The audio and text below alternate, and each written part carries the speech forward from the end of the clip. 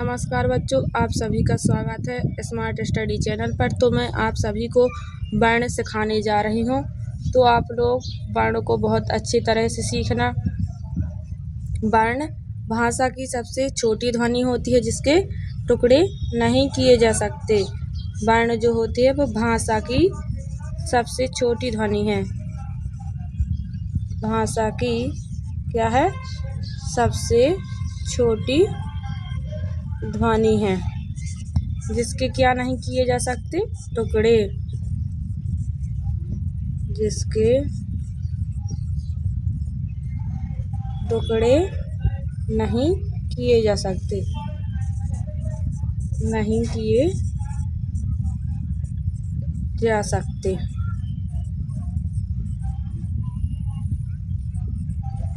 वर्ण के दो भेद होते हैं। वर्ण के कितने भेद होते हैं?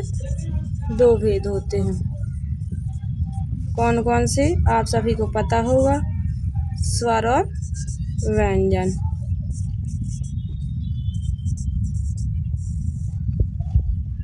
अब हम स्वर के भेदों का वर्णन समझते हैं। स्वर के भेदों को समझेंगे। स्वर के जो भेद होते हैं वो 3 होते हैं। हास्य स्वर होता है एक, दीर्घ स्वर होता है, दीर्घ स्वर, और हमारा अंतिम है जो है प्लुत स्वर। ये स्वर के 3 भेद होते हैं, आपको याद रखना जरूरी है। आइए तो अब मैं आप लोगों को हास्य स्वर के बारे में पढ़ाने जा रही हूँ। तो बच्चों ध्यान से सुनना। हास्य स्वर किसे कहते हैं? जिसे बोलने में क्या लगता है? कम समय लगता है, या जिसके उच्चारण में कम समय लगता है। जिसके उच्चारण में कैसा समय लगता है बच्चों? कम समय लगता है। उच्चारण में क्या लगता है? कम समय लगता है। कम समय लगता है। उदाहरण देखते हैं अब। उदाहरण क्या होगा इसका? जिसको बोलने में कैसा समय लगता है? कम समय। जैसे हमारा हो गया आ, ई, उ, ऋषि। इन सब वर्णों को बोलने में कम समय लगता है। वो वर्ण कौन कौन से हैं? आ, ई, उ, ऋषि। आइए तो हम दीर्घ स्वर के बारे में पढ़ते हैं। दीर्घ स्वर किसे कहते हैं? जिसे बोलने में या जिसके उच्चारण में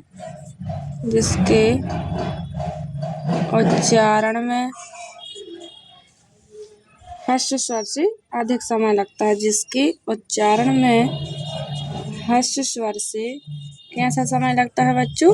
ज़्यादा समय लगता है। हर्ष स्वर से ज़्यादा समय लगता है। ज़्यादा समय लगता है। इसका उदाहरण देखते हैं। जैसे आ, ई, उ, ए, ऐ, ओ, औ।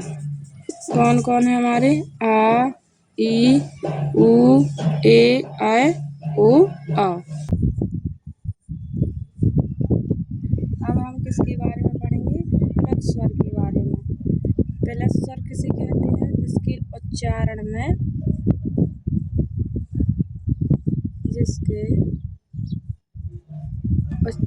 में क्या होता है? दीर्घ स्वर से भी अधिक समय लगता है। जिसके उच्चारण में दीर्घ स्वर से भी ज़्यादा समय लगता है। ज़्यादा समय लगता है। अब उदाहरण देखते हैं। जैसे कौन हो गया हमारा? ओम।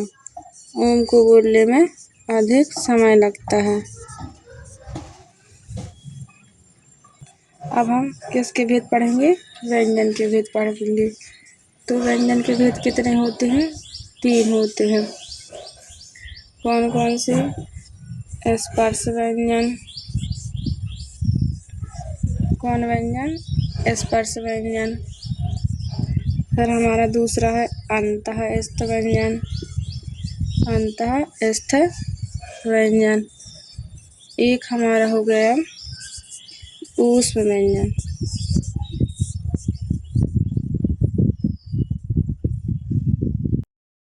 स्पर्श व्यंजन की बारे में पढ़ते हैं। स्पर्श व्यंजन किसे कहते हैं?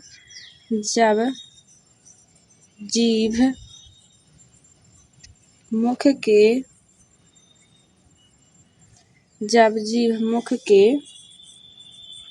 किसी न किसी भाग का क्या करती है? स्पर्श करती। किसी न किसी भाग का स्पर्श करती है, उसे क्या कहते हैं? स्पर्श व्यंजन। उसे स्पर्श व्यंजन कहते हैं। कौन सा व्यंजन कहते हैं? स्पर्श व्यंजन कहते हैं। स्पर्श व्यंजन की संख्या 25 होती है। इनकी संख्या कितनी होती है? 25 होती है। इनकी संख्या 25 होती है। इन्हें वर्गीय व्यंजन भी कहते हैं। इन्हें वर्गीय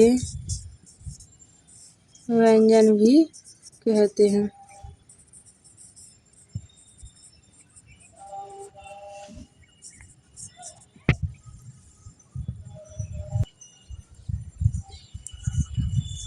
इनकी संख्या क्या होती है? का से लेकर के माता, का से माता होती है। अब हम अंतःस्थ व्यंजन को देखते हैं। अंतःस्थ व्यंजन। अंतःस्थ व्यंजन किसे कहते हैं? अंतःस्थ व्यंजन उसे कहते हैं जब क्या हमारी जीभ क्या होती है? मुख के किसी भी पूरे भाग का स्पर्श नहीं करती। जब जीभ मुख के किसी भी भाग का पूर्ण रूप से स्पर्श नहीं करती है। स्पर्श नहीं करती है। उदाहरण या, रा, ला, वा। अब हमारा एक और व्यंजन बचा है, वो है ऊष्म व्यंजन। कौन सा व्यंजन? ऊष्म व्यंजन। ऊष्म व्यंजन को बोलते समय शरीर से क्या है? गर्म वायु निकलती है। ऊष्म व्यंजन किसे कहते हैं? जब उच्चारण करते समय नाक और मुख से क्या हो? गर्म वायु निकले। नाक और मुख से गर्म वायु निकले। इनकी संख्या कितनी होती है? 4 होती है। सा, सा, सा, हा।